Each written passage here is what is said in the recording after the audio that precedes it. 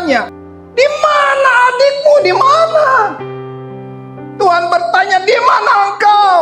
Sekarang pertanyaan ketiga, di mana nabiku di gereja ini? Di mana nabiku dalam pelayanan ini? Tapi orang-orang gagal memahami panggilan Tuhan. Jatuh bangun dalam dosa. Apalagi zaman modern ini. Malam-malam gak bisa tidur. Bisa kita lihat YouTube porno. Saudara, saya kasih tahu, panggilan ilahi itu akan menarikmu masuk dalam satu level lebih tinggi. Panggilan itu akan membawamu paham tentang hati Tuhan. Kalau kita tahu pertanyaan itu, di manakah nabiku? Harusnya ada orang-orang yang berdiri di tempat ini dan berkata dalam hati, pakai aku Tuhan, pakai hidupku, pulihkan aku Tuhan. Aku mau jadi nabimu, berdiri atas bangsa ini. Aku mau Tuhan, aku mau mengalami lebih jauh lagi. Aku mau masuk ke level yang lebih tinggi lagi. Aku mau Tuhan merasakan detak jantungmu. Aku mau hatimu Tuhan, aku mau. Enggak lagi mendengar khotbah-khotbah yang meninak-bobokan. Gereja ciki karena makanannya ciki. Dan yang lahir adalah generasi ciki. Tapi gereja yang ngerti Tuhan, yang disampaikanlah kebenarannya. Bukan ciki makanan anak-anak, tetapi apa yang ada dalam hati Tuhan. Tuhan bertanya, masih adakah seorang lagi dengan perantarannya aku dapat petunjuk Tuhan? Ada enggak seorang yang mau berdiri di hadapan? Itu pertanyaan. Satu pertanyaan lagi.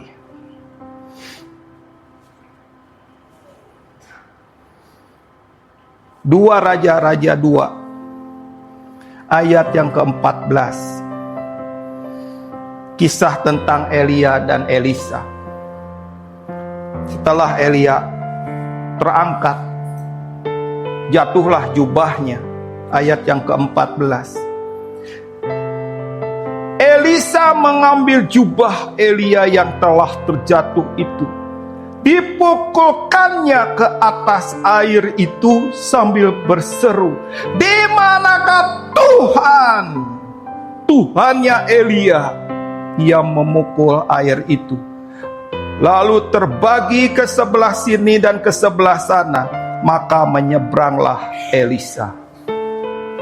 Satu pertanyaan manusia, di manakah Tuhannya Elia?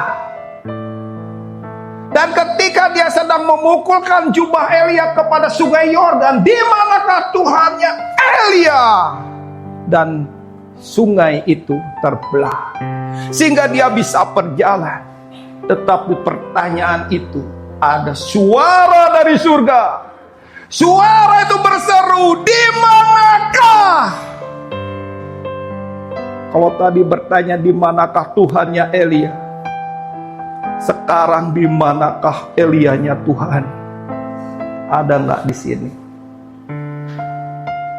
Ada nggak di sini?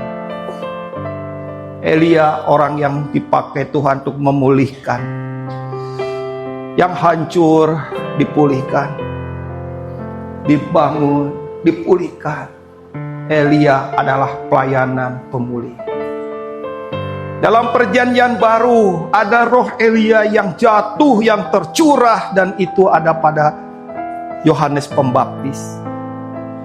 Mengembalikan hati bapak-bapak kepada anaknya, mengembalikan anak-anak kepada bapaknya. Itu pertanyaan yang muncul dari Tuhan.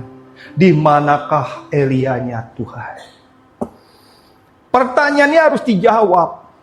Pertanyaannya harus ada dalam hati kita.